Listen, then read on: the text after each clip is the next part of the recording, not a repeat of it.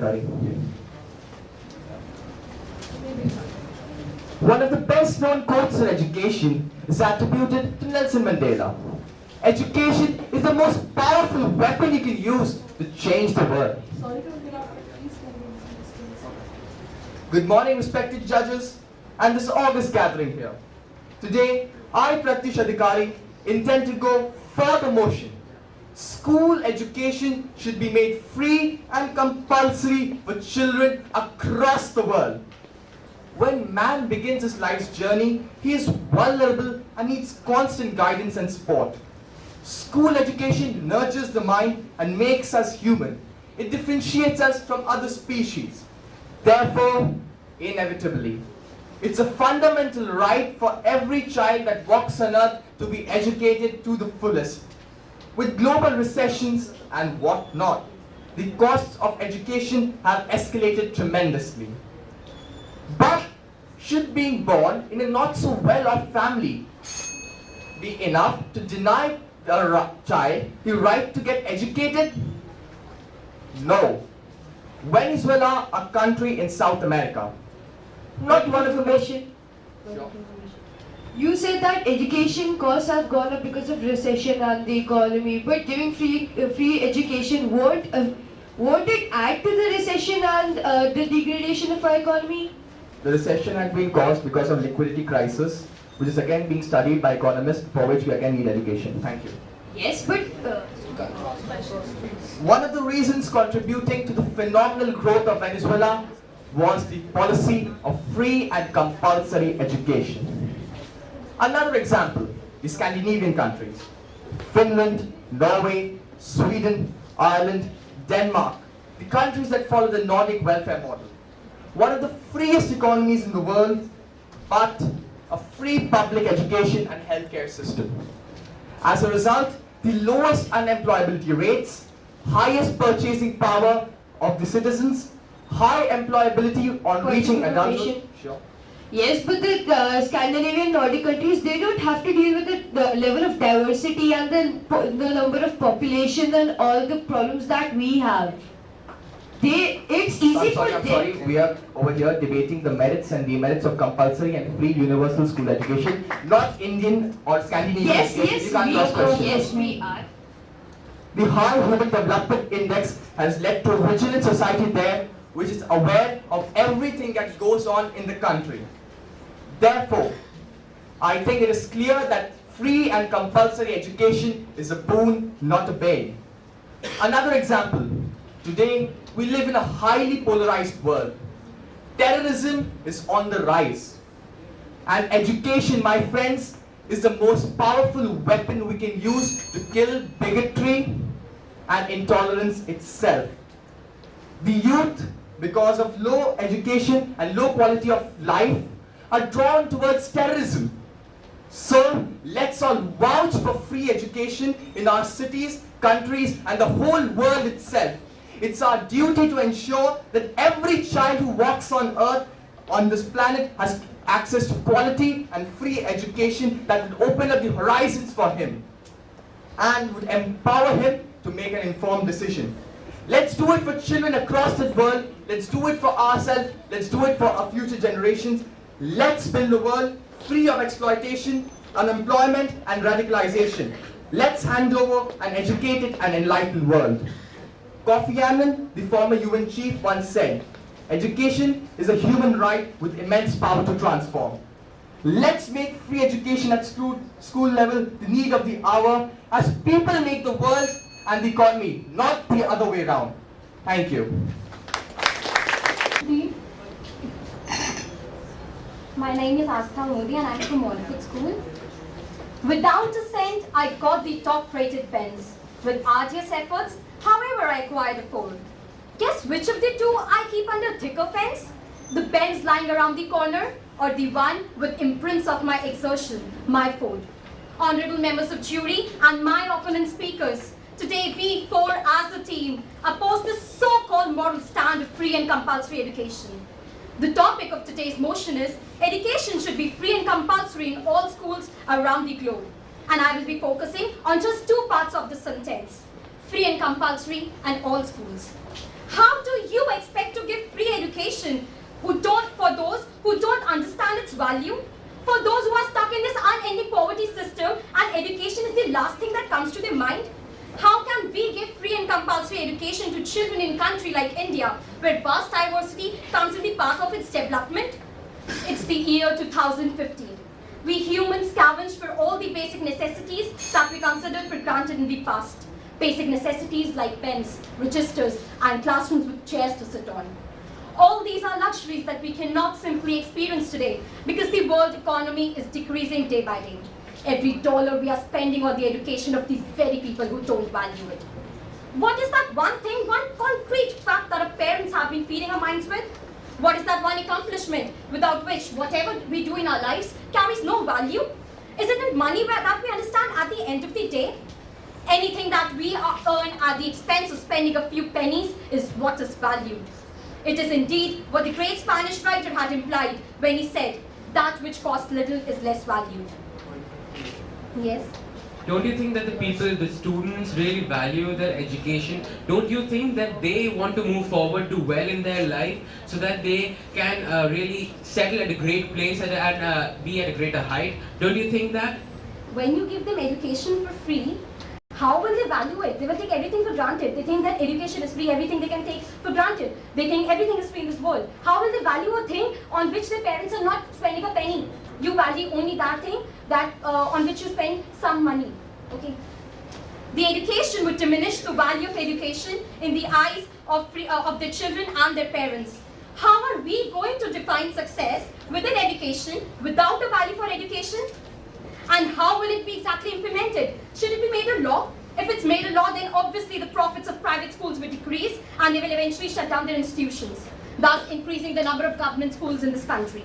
And all of us present here are aware of the quality of education provided in most of these government schools. Yes, ma'am. Over here we are debating the merits and demerits once again of universal school education, not focusing on Indian education system itself. That's a different debate. Actually, you are forgetting that the population of India is 17.5% to the world's population. And we are living in a country, and this is my future, this is your future, this is the future of more than 1.2 billion people. So it matters. Frame a picture of a school where children pay no fees. The lawns, the desks, the blackboards, everything is wrecked beyond repair by the same children for whom they were purchased in the first place. Taking into consideration a much broader aspect, rising education fee checks population in control. People think twice before planning for a second child because it's not a cakewalk to bear the expenses of more than one kid. Increasing quality will decrease the increasing quantity of education will decrease the quality of it. Government will try to compensate by appointing low qualified teachers. The wages of good and deserving teachers would be affected tremendously. Who would even pay any heed to undertake any painstaking measures when the pay is funny? Free and compulsory education would lead to exhaustion of resources, leading to downfall of world economy. Government will increase taxes, indirectly taking money from the people. That's you and I. My opponents might say that education will eradicate poverty, but how do we expect a child with no food and no clothes to concentrate on his studies? The price for education doesn't personify injustice, it rather justifies the importance of education. Before I pass on the mic to my fellow speakers, I would like to say that the value is valued for a few pennies that are lost. Be it a speck in the universe or a principle, all comes with a cost. Anything worthwhile comes with a price to pay. Everything holds a price tag, regardless of what you might say. Thank you. A very good morning to all present. I, Tanusha Rathore, present my case for the motion that the schooling should be made free and compulsory for all children across the world. Going to school does not only help you in getting educated, but it helps you evolve as a good human being. Imparting education in students can also be done by homeschooling. But does it make you learn? And moreover, does it make you experience the spirit of integrity? No, my dear friends, it does not. For the level of children as small as 5, it is the school which teaches them teamwork. It is the school which teaches them the way to live in social harmony. Schools enable students to learn together through various perceptions of one topic, exposing their thought process to the world. To go back to ancient India, even the rulers of the country, the kings, sent their children to seek education in gurukuls. That time, thousands of years back. education was free, and yet developments were at par. Despite international obligations, some states keep on imposing fee to access primary education. In addition, there are often indirect costs associated with education, such as cost for school books, uniform or travel, that prevent children from low-income families accessing education. India's literacy rate... Yes, you were given an example of an age which was decades, centuries ago, right? The example of Gurukul. How can you compare that age to now? You said that there was free education and it was normal, it went okay. How do you think that would be? Well, if you're aware of India's history is believed to be the richest heritage of the world. And that time we all have studied about the developments which happened in India. That time all the children of the kings, they studied in Gurukuls, and the education they seek there. That is what made India develop today as a country. PY, the country of India is developing. Its economy is not very much to give free and compulsory education for all. That time was decades back when the country was one of the richest. Yeah, so that's what I'm saying, that time development, what the development happened at that time, that is what resulted in India which is today. It is still developing, I agree with you in that point, but that is what happened in the history, that is what we are today. I would like to go on. Despite international obligations, some states keep on imposing fee to access primary education. In addition, there are often indirect costs associated with education, such as costs for school books, uniform or travel, that prevent children from low-income families access school. POI. In most of the countries that are providing free education, as you told, as you said, education is not totally free. They have to pay for the tuition fees, the fees for transportation, the hostel fees, and other things also that are the necessities. Well, I would like to repeat my part. I think you didn't hear it. Despite international obligations, some states keep on imposing fee to access primary education. In addition, there are often indirect costs associated with education, such as costs for school books, uniform or travel, that prevent children from low-income families accessing education. India's literacy rate is at 74.04%. Thus almost 30% of illiterates are so because of the fee imposed, because of these extra taxes levied on education. To talk on a bigger note, the world's literacy rate at present is 89.5%. While the number of illiterate persons has fallen over the past decade, 774 million adults, 64% of whom are women, still lack basic reading and writing skills. Moreover, the children eligible to be a part of primary education are the future of the world. The amount of exposure given to them today, the access they have to education today, will decide this world's development and growth in future. It is indeed imperative to provide them with their right. Talking about rights, our very basic right, the right to equality, is being exploited here. It is unfair that parents who have money get to send their children to school. Every child must be given a chance because some children have the talent but their parents don't have the money. With one of the best education systems, UK has free schools and colleges which provide their future with a world-class education. Tell me, even with the best education system, the country doesn't charge. Then why do countries which have an average schooling system charge in bulks? Education can surely be used to make money, but money cannot always get you education. Thank you. My name is Ishwarya Nirmala and I'm from Montfort School. Someone rightfully said that education should never be political propaganda, because even though it starts with an innocent intention, it does not continue with one. Good morning, respected members of the jury and team members of the proposition. All of you may be thinking why anyone would deny or criticize a noble suggestion as free education for all. Well, honestly, no one would. Because no one would try to think about the hidden intention of such a suggestion.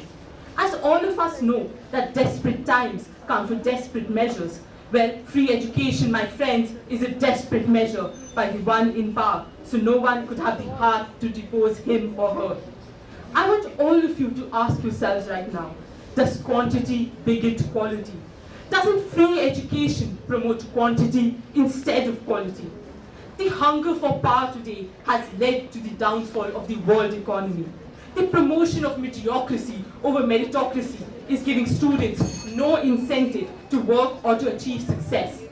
And as for education for all, I am suggesting that we ask all the 14-year-olds who can legally work and are the ones who support their families to leave their jobs, their means of living, their means of supporting their loved ones for low-quality education that will just add them to the very back of the line of the unemployed workforce. Friends, education is not a long-term solution or a short-term solution. Honestly, it is not even a solution at all. Yes. You're confusing education with schooling. Schooling is much beyond education. Schooling is about learning about communication, it's working with people, hard work, teamwork, and learning the values of life. So I think you should confuse both of them. I think so. Thank you for your question, first of all, or your fact. The thing is that you are taking my interpretation as wrongly, because I think so that education and schooling are something that go hand in hand. Friends, education is not a long-term solution or a short-term solution. Honestly, it is not even a solution at all for reducing poverty or the grief of millions. Yes. Education can be provided at home by homeschooling, but schooling is different. It is being with your peers, it is confidence boosting and everything else. So what is your take on that? Yeah, so education can be provided homeschooling, but I am saying that education is not only about what's textbooks, right? As you are saying, but teamwork, being with your peers can also be learned with experience and not just by school education. The first step towards someone's dream, towards the goal, and is essential. Greetings, you remember, and all present. I, Aryan Chauhan, am in favor of the motion passed. Schooling should be made compulsory and free for children across the globe. Education, schooling, is a right provided to all the children of the world. They have the right to explore their ideas, and we should not step into and stop such bright minds. Schooling grooms the students for his or her future. It makes him or her ready to combat the world. Schooling provides things that are very necessary, like social interaction, confidence boosting, and communication skills. Therefore, who are we to take such things away from a child? Our government is putting in their efforts to help all the children attend school, and we should really help them in this noble venture by pitching in whatever way we can. If teachers and parents together can create a school free for everyone in Finland, why can't we? And why can't the other countries of the world? Point of information. Yeah. You said that going to school gives you confidence. So you've been to the Prime Minister of our country, Narendra Modi. He never went to school, but he's still a good leader. He went to school, so he did not go to school, but he has been to different institutions, and he has got that amount of courage in him, and there he has the intellectual skills that is required for a great leader. Another thing, yes, in the starting of the debate, you stated that who are you to deny the children their education? And I just want to schooling. Opposing the idea of compulsory education is not denying it. We're not saying you can't go to school. We're saying just don't make it compulsory for everyone. Okay, the thing is, if we don't make it compulsory, there is going to be poverty. Okay, I'm coming, I'll address that in my speech. Okay, thank you. Okay, pitching in whatever way we can. If teachers and parents together can create a school free for everyone in Finland, why can't we? We should help our society in whichever way possible. Providing education for free to everyone will decrease poverty rates by a huge margin. The country which follows it in the best manner will see a boost in their economy. How will it decrease poverty rates? How will it decrease poverty rates if the basic necessities that they need are food and extra for survival? I really wanted that question, and really, I'm really thankful that you had this POI raised. First of all, if you are learned and you can do something, you can get a job, and you can then go and feed your family after getting a job, and you can have a good part of life, you can have a good life in the future, and it is very important, and that will bring down the poverty rates. If a person is literate, he and or she can do and different jobs as well, not only one but different. He can be an author, he can pursue his field like engineering, or if he's a doctor, he can be a doctor, and if he's unemployed in those things, he can still work differently. Individually, he can have a business as well. Okay? The country which follows it in the best way will see a boost in the economy. Also, today's alarming rates of increase in population can be controlled by sex education. If the common man can pay a few taxes, if he wants his country to grow, he wants his nation, his world to grow. He can put in his efforts so that we can build a better nation, a better world. By providing schooling and education, peace can be maintained. I would like to give you all an example. It was a third world country. Call rates were at $4 per second. Only 10% metal roads and less than $250 annual income. Which country is this? This is the United States of America. And only in 10 years, okay, this is back in 1904, and only within 10 years, it was a major player in the World War and the League of Nations. This happened only because they funded in education and schooling. They became a frontline nation. And if people of the world provide free education to everyone, the world can be a better place to live in. Thank you. I'd like to focus the attention of the jury to Please state your name. Sartha. I'd like to shift the attention of the jury towards a gross mistake that almost everyone in the opposition has made. The motion today is free and compulsory education. We are not debating whether we need schooling or home education. We are talking about whether it should be free or not. Now, I wanted to get that out of the way. Thank you. Now, education. Oh boy, I could speak about this all day on the topic. Now, as much as we want to live in this utopia that we want to make a world, it simply isn't possible. And now, free education has been the dream of many a starry. Sorry to interrupt, but please maintain sufficient distance. It has been the dream of many a starry-eyed world leader who ever wanted to win an election. But see, the plethora of people which have been wanting free education for decades couldn't make it happen, then maybe there's a reason why it hasn't happened yet. Because it isn't feasible. And it isn't feasible because facts. 426 million children in the world live in crisis-hit nations. Now, getting education to those people is a mammoth task in itself. Now, I'd like to give you an extract from a joint UNESCO and UNICEF article which says in total 121 million children in the world and over 990 adolescents, which is almost a billion adolescents, have never either started school or have dropped out. Now, wait, there's more. Now, from 2007, data shows that there has been no effort in reducing this number since 2007. Now, answer me a question. What's the point of giving free education if there's no one to take the benefit of it? Now, let me acquaint you with a bowl of cold, hard truth which I wanted to give you.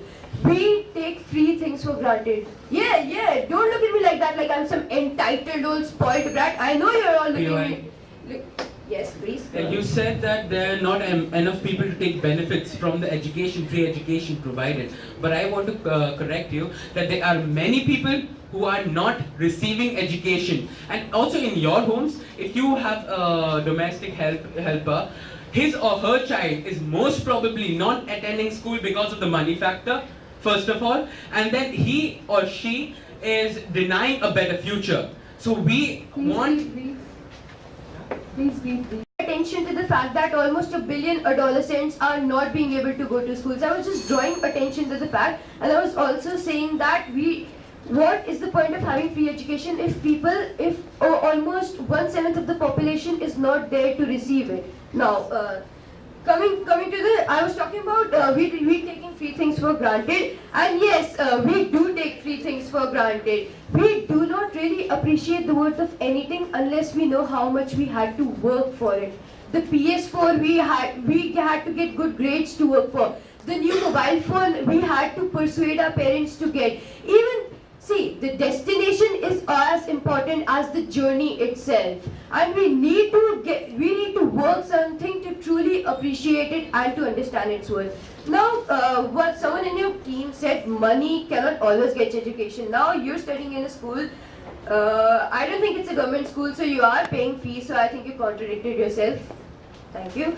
Now, say there's another thing. Now I'd like to emphasize on another point that my teammate had raised, saying that we are taxpayers, and anything in this world, anyone that ever says something in this world is free is never actually free. If something is free, someone is always paying something out of their pockets. And for free education, we will be paying out. My dad, my mom worked 9 to 5 every day to get money and to get food on the table.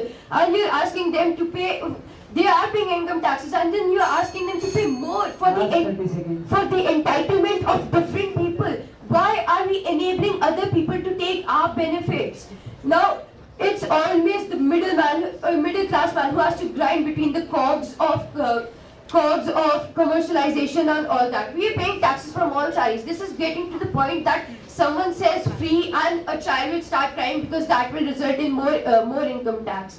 Now, in the end, I wanted to end with a funny quote, but in the end, I just say something that feed them before you teach them. Thank you. Yes, good morning. I'm Ajit Bhagia from Montfort School.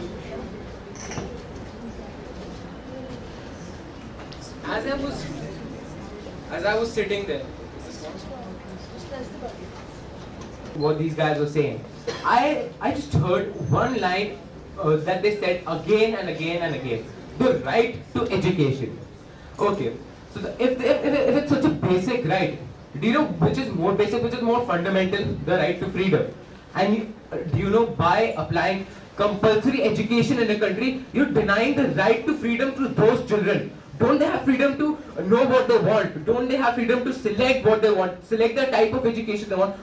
Who are you to force them to take the education that they may not need? Okay? So before I continue my speech, I just like to clear up some POIs and just that were offered. Okay. So one POI was offered that somebody said that you're just talking about India. Now, India has it comprises 1/7 of the population. So whatever affects India will affect the world extremely. Don't you realize that?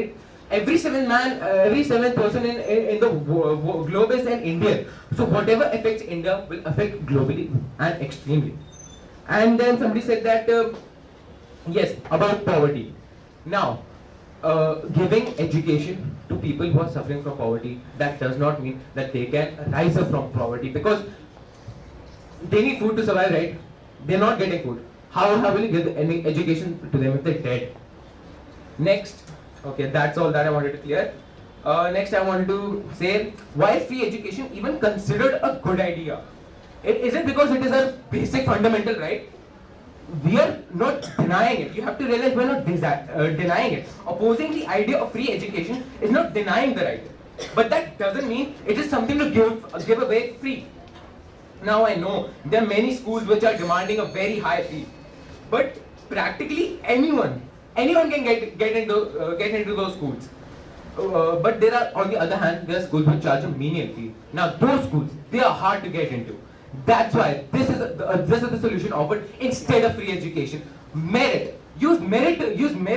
Why can't you use merit? Next point. Another reason why free education is considered beneficial is because it may eventually lead to a greater economy by more and more educated population.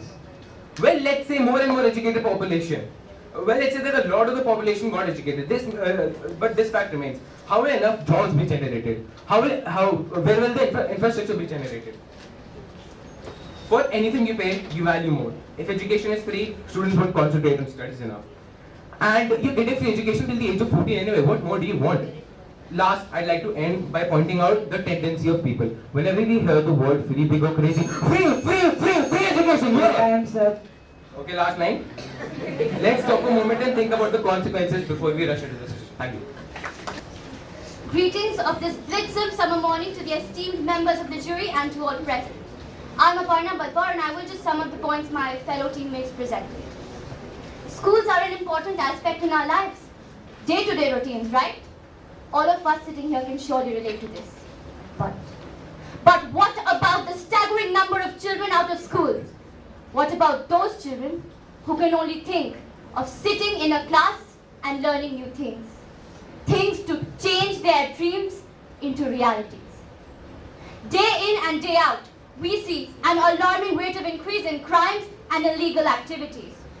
Our society is exposed to such unethical and immoral practices, and no measure seems effective in curbing them. We must realize that the very cause of such radicalization and terrorism is the lack of education. I repeat, education, not literacy. Schools are the only solutions. Schools that can help protect the future and help the upcoming generations to wield the pen against all evil prevalent. The pen is mightier than the sword, something we all know. Today, if you and I are here to voice our opinions sitting in this room, it is only because of the platforms our schools have offered us and the education imparted by our teachers. But some students say that school education is a burden. They say that school education makes them feel like they have no freedom to do what they want to pursue and nor the freedom to find out what they are interested in other than school or education. If this is the case, then, my dear friends, are mistaken. There is a difference between literacy and education. Education or schooling does not mean studying or cramming. It means learning. A school is as important for a student who wishes to become a singer as it is for an engineering aspirant. If schooling is mathematics, then it's also dancing. If it's chemistry, then it's painting as well. Another point that comes up is that who will bear the cost? This will only increase the taxes and burden the taxpayers. So this I have to say. Who pays for those wars we fight? Who pays for those lavish parties organized in the government? The law of economics states that taxes are good ways. Taxes are good ways for financing public goods and demands. Malala Yousafzai has rightly said, one pen, one book, one child and one teacher can change the world. If, for example, a family spends 1 lakh on the education of their child, but if the education is made free, then of course, some amount of tax will be charged, but it will definitely be less than the amount they initially spent. I conclude by saying, he who opens a school door closes a prison forever. I ask all of you sitting here, why is it that giving guns is so easy, but giving education and books is so hard?